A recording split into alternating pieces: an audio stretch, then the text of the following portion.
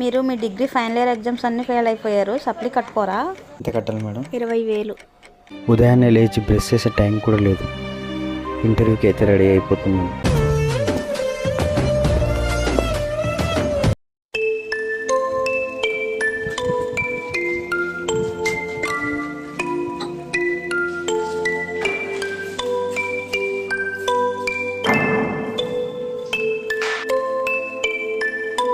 నా పేరు వచ్చిందండి. వచ్చిందండి. మీ పేరు చాలాసేపు అయింది. ఇంత లేట్ ఏంటండి? నేను చాలా దూరం నుంచి రావాలండి. కొంచెం మేడం రిక్వెస్ట్ చేస్తాను. మేడం బిజీగా ఉన్నారు, కూర్చొని అడిగి చెప్తాను. సరే మేడం.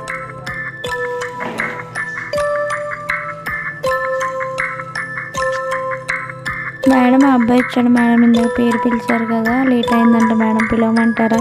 ఇప్పటికే చాలా లేట్ అయింది కదా, సరే రమ్మని చెప్పు. మీకు మేడం పిలుస్తున్నారు. Okay, thank you madam. నమస్తే మేడం. నమస్తే, ప్లీజ్ సిట్ డౌన్.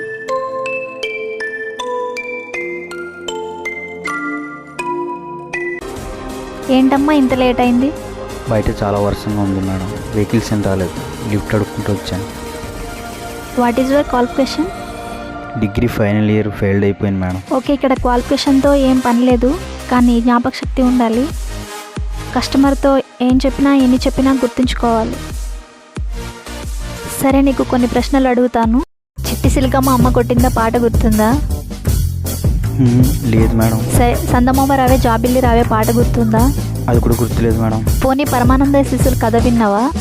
విన్నాను మేడం. అయితే పరమానంద శిష్యులు ఎంతమంది? పరమానంద శిష్యులు 2 మేడం. ఇద్దరా? అది ఎట్లా? పరమ ఒకడు, నందయ్య ఒకడు మేడం. వాళ్ళిద్దరే ఎవరికో శిష్యులు అనుకుంటున్నారు. మరి నీకేం గుర్తుంది? అది 2011 ఏప్రిల్ 2. నాకేం గుర్తుందా, అపోజిషన్లో శ్రీలంక టార్గెట్ 274 కొడితే ఓపెనింగ్ దిగిన వీరేంద్ర సెహ్వాగ్ 0కి డక్అవుట్ అయితే సచిన్ టెండూల్కర్ 14 బాల్స్కి 18 కొట్టి అవుట్ అయిపోతే మన గౌతమ్ గంభీర్ సడన్గా ఆడి 122 బాల్స్కి 97 కొట్టి అవుట్ అయిపోతే అప్పుడు దిగాడు మహేంద్ర సింగ్ ధోని 8 బౌళ్ళు 2 సిక్సర్లతో చెలరేగిపోయి 79 బాల్స్కి 91 కొట్టి నాట్అవుట్గా మిగిలిపోయి ఇండియాని తిరిగి మళ్ళా 28 సంవత్సరాల తర్వాత వరల్డ్ కప్ గెలిపించాడు. అతనే మహేంద్ర సింగ్ ధోని. ఈ మాత్రం సరిపోద్దా మేడం?